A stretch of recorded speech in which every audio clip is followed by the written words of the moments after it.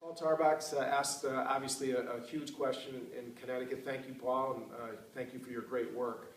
The Connecticut economy receives roughly about $14 to $15 billion a year in terms of contracts that come from the Department of Defense, and it covers a wide range of small businesses and obviously large employers like United Technologies, General Dynamics, Sikorsky, Electric Boat, etc.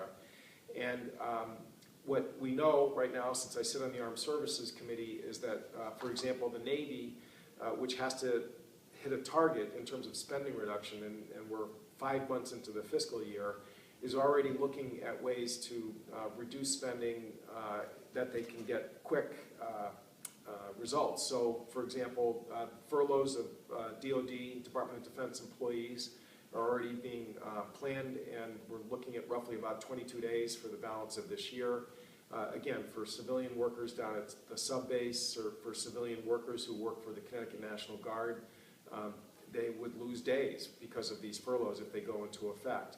In terms of short-term contracts that the Navy had planned for this fiscal year, such as the repair of the USS Providence down at the Electric Boat shipyard, again, they have been told that that will be delayed and put on hold. When President Obama was in Virginia yesterday at the refueling of the USS Lincoln, the huge aircraft carrier there, that's another example of where the Navy made a decision that they have to pretty much shut down a contract as a way of avoiding hitting the limits that the sequestration puts into effect.